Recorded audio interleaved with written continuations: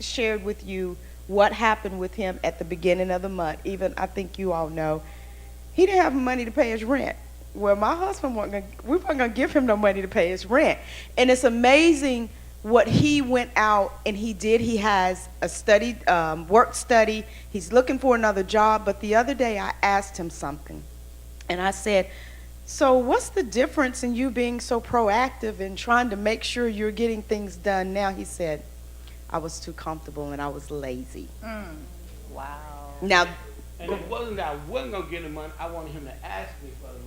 Okay. Not go through his money. Ask me. so, Yeah.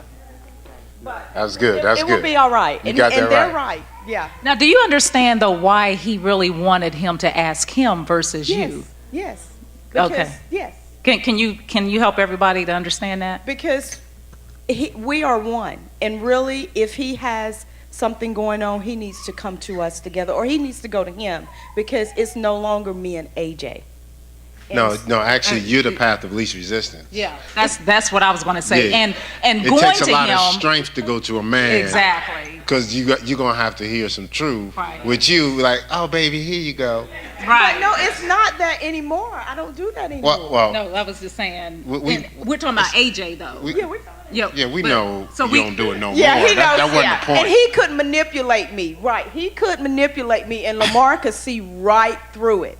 And I'm like, no. He's like, no, I'm a man, I know. And so I just saw the work in him, and that's what made me trust him. I just gave it away, because you remember we weren't supposed to take him no food home.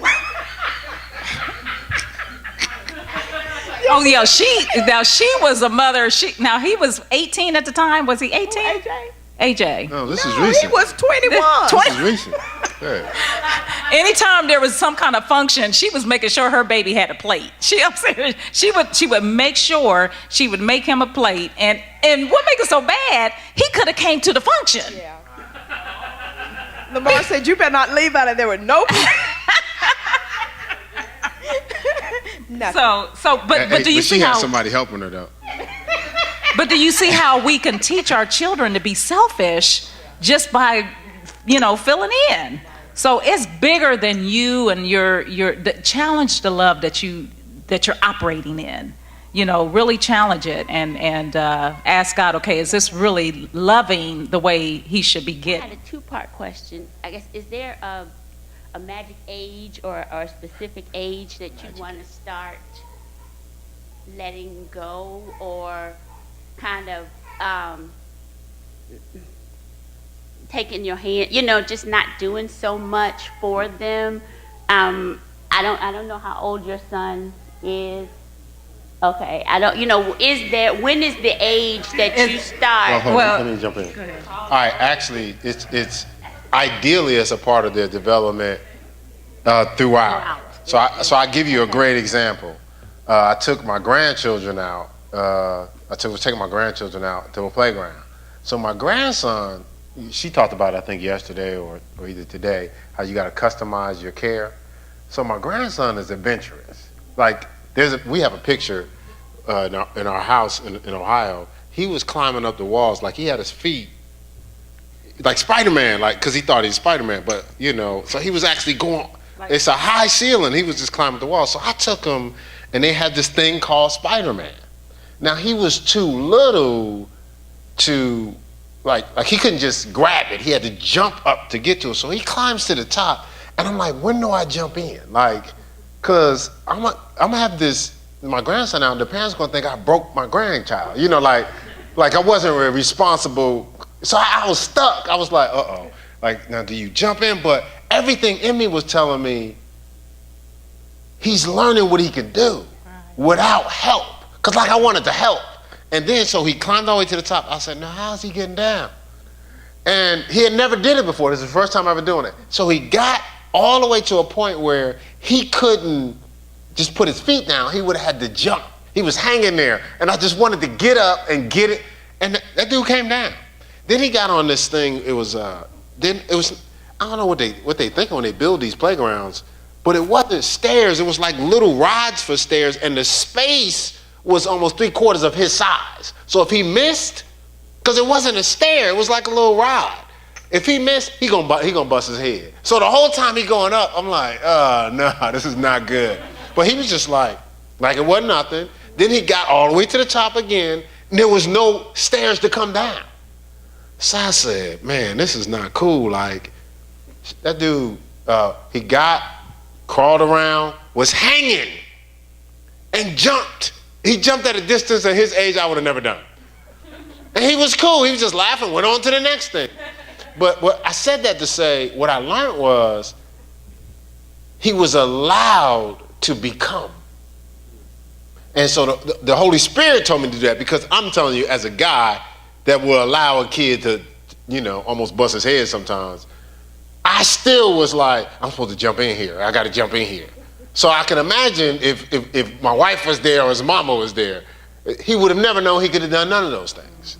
So that's why you get together and you walk in the Spirit, you lean towards one another, but through their actual process, God will show you moments of allowance. My son went to a pro tryout. I'm telling you, he was not even ready for the tryout. I knew he wasn't ready, and if he was honest with himself, he wasn't ready. I was about to tell him, and the Holy Spirit said, no, let him go. He said, let him go. So he goes to the tryout. He calls me after the first day. He said, Dad, everything they was telling me the first day was the stuff you've been trying to tell me. He said, man, if I'd have just been listening to you, man, I would have been ready. He learned more by me allowing him than he would have by me preventing him. So it's the Holy Spirit. My answer to the question is, it's not a magic age. It's really, as you guys are growing together, the Holy Spirit is download. Look at Jesus. They was thinking, what are you doing, man? We looking for you for 3 days. His response was, I'm about my Father's business. But then after that, it said he was obedient for the rest of his life. So they had to be sensitive to his timing. Mary picked up his timing and was like, hey, whatever he say, do it. Jesus said he wasn't doing nothing. That day when it was about miracles, Jesus was like, I ain't doing nothing. And Mary was like, whatever. She told the guy, she almost ignored him, was like, whatever he say, do it. She knew this is his time to do miracles. So that's my response to that. And that'll go throughout from 0 all the way to, because you don't want a retarded is undeveloped. You don't want a child that can't do for themselves. And so we don't want to take away that perseverance and all, because we, especially boys, they want to conquer. They want to, see what strength they have, So you got to allow them. It's tough, but you be there to support. You be there to assist and allow them to evolve and grow and develop into being mighty men and women of God. Yeah, you have kids that don't speak because the parent anticipate their needs.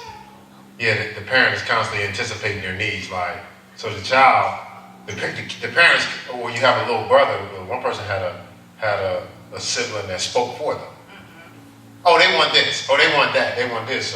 So they were delayed in the development of their speech because somebody else was speaking for them when they should have been. It should have been stimulated. But you said it was 2 parts to the question. Well, that's okay. You sure? Oh, no, that was good. You positive? Oh, we want to hear the other part. Yeah, can we hear the other part?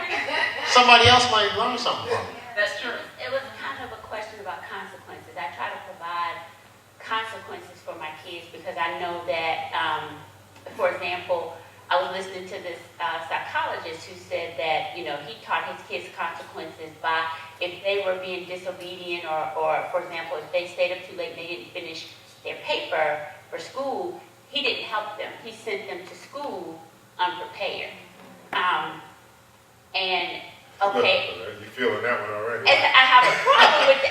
It was just something that was always instilled in me. My mom didn't send us out of the house unprepared, and I cannot send my children out unprepared. So if there's an issue where if they're not doing what they're supposed to do, I provide a consequence at home, but we can't leave out of the house unprepared. And that's just it. When I feel like, as his mom, I can create a consequence that makes him uncomfortable okay, you're going to do this paper, I'm going to help you, and if it means we have to stay up all night, so what? I don't care. You're going to do this paper. So What that happens- just, All right, but this is the key. They actually left out of the house unprepared. no, I'm saying how if that were, when No, I did you talk hear about what I said? consequences. No, listen, what I'm saying is, they really, they look like they were prepared, but because you did it for them, they still were unprepared. Well, not only that, but okay, you're doing it for him now, but what about when he gets older, he's at a job, and he's unprepared because he was supposed to do an assignment. He had a project that was supposed to get done. He delayed it, procrastinated on it, and now he's in a hot seat with his boss. But I'm saying I made him stay up. We were up together, but was it his choice? But Oh no! you got to thought, Alexis. He wanted to go. He wanted to go to bed. He wanted to go to bed. So, but what I'm saying, But you have to stay up and do this paper. You have to do this because you waited until the last minute, But- and we cannot. It's not an option to leave out unprepared. That's not an option in our house. So we have to stay. If it means we have to stay up all night, we have to get this done. And I think that is a part of the consequence for his procrastination. And he's going to put just as much into it, if not more, than me. I'm going to help him to make sure that, okay, the finished product is acceptable, because if it's not, we got to stay up some more so he can fix it. now depending on the age that he is, like if he's like, let's say, I don't know, maybe 10, maybe even a little younger than 8 years old or 10, between 8 and 10, I think you helping him to learn about it, talking about it, and helping him and making him do it is good. But then after a while, you have to cross over to something even different, even another extreme. You're going to have to allow him to get touched. That's just the bottom line, because honestly, he's either going to learn it when he's young, or he's going to learn it when he gets a job and everything's on the line. So he'll look like a scholar in high school, Right. But a fool. but can't keep a job. Right. Well, go ahead, Alexis. I want to hear what you have to say. No. Pam is an awesome teacher. Yes, he is. Okay, and like for this homeschool, she's putting 100% in. And like I said, I mess with her, but I definitely cannot do her job. I try not to do her job. I help where I can. Because, like she said, education is a priority in the house. Because God is first a priority. And I see her point, because like she's saying, in society, that's the way we're viewed, and that's fine. Okay, so my thing is, like you said, you can't do everything for them, especially, and we have an AJ, so our AJ is 14, and so I've been talking to my AJ years before. I was like, look, I'm telling you now, and sometimes you can't, even you telling them, they don't get it until they're in the situation. I was like, AJ, I'm telling you, you need to be more organized, because when you get to college, and I tell them all my little stories, I was like, look, I had fun, I did a whole lot of stuff, but when it came down to getting that paper, I might not have the best grades. I'm telling you, you're smarter than me now, but I didn't waste any time. So a lot of things I wanted to do, I didn't do. It's like I told them, look, when I went to campus, there were other friends. They used to play cards all day. I said, okay, you gonna play cards? And I said, no, I ain't got time. I gotta go to class. I was like, I explained to them, you don't have people waking you up. You go to class or you miss class. Have your professor. I had one professor. He was big on homework. And and his thing was, before he started teaching, he would go through everybody's homework and embarrass them. Like, if you don't have all the questions, even if they're wrong, he wanted you to answer all the questions. So I tried to explain to him, I was like, you can be held accountable, but a lot of this is going to be on you. Okay, so like she was saying, I understand because she wants all our kids prepared. But at the same time, being prepared means they have to do their part as well. And so, and that's every week, so they have co-op on Thursday. Look, I'm not going to stay on Wednesday night with you. I'm not going to stay on Wednesday night with you. Every Wednesday night, they up at 2 o'clock. And I was like, look, I was like, you can't do it. I was like,